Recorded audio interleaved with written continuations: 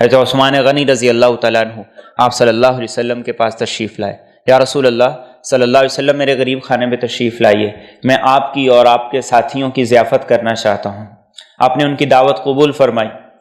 اب آپ صلی اللہ علیہ وسلم آگے آگے چل رہے ہیں، عثمان غنی رضی اللہ تعالیٰ عنہ پیچھے پیچھے چل رہے ہیں۔ یہ صحابہ کا ادب تھا۔ اور پیچھے پیچھے چلتے چلتے آپ صلی اللہ علیہ وسلم کے قدمین مبارکین گن رہے ہیں کہ میرے گھر تک حضور کے کتنے قدم لگ رہے ہیں۔ تو آپ نے پوچھا عثمان یہ قدم کیوں گن رہے ہو؟ کہ یا رسول اللہ صلی اللہ علیہ وسلم آپ میرے گھر تشریف لا رہے ہیں، مجھے میزبانی کا موقع عطا کر رہے ہیں، یہ میرے لیے اس دنیا کی بہت بڑی سعادت ہے۔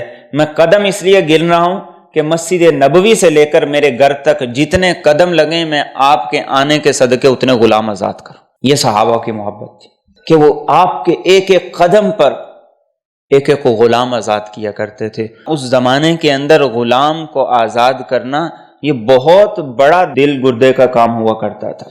تو انسان کو جس سے محبت ہوتی ہے پھر انسان اس پہ خرچ بھی کرتا ہے، پھر انسان اس کے نام پہ بھی خرچ کرتا ہے، پھر انسان اس کے نام کے لینے سے دینا شروع کر دیتا ہے۔ آج جب کوئی مانگنے والا آتا ہے تو وہ مانگنے والا آ کے سب سے پہلے اللہ کا واسطہ دیتا ہے۔ جب اس کو پتہ چلتا ہے کہ اس کے اندر کوئی حرکت نہیں ہوئی تو پھر وہ رسول کا واسطہ دیتا ہے۔ پھر اس کو پتہ چلتا ہے اس کے اندر کوئی حرکت نہیں، پھر وہ ماں کا واسطہ دیتا ہے، پھر وہ باپ کا واسطہ دیتا ہے، پھر وہ اولاد کا واسطہ دیتا ہے، پھر وہ بچوں کا واسطہ دیتا ہے۔ کہیں نہ کہیں آ کر انسان کا دل حرکت میں آتا ہے اور اس کا ہاتھ جیب کی طرف چلا جاتا ہے۔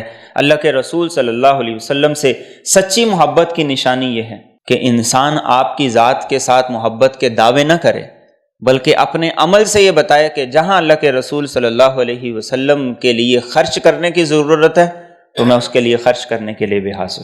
اس لیے حضرت علی المرتضیٰ رضی اللہ تعالیٰ عنہ آپ کی عادت مبارکہ تھی کہ ہر سال ایک قربانی اپنی طرف سے کرتے تھے، ایک اللہ کے رسول صلی اللہ علیہ وسلم کی طرف سے کرتے تھے۔ یہ محبت ہے۔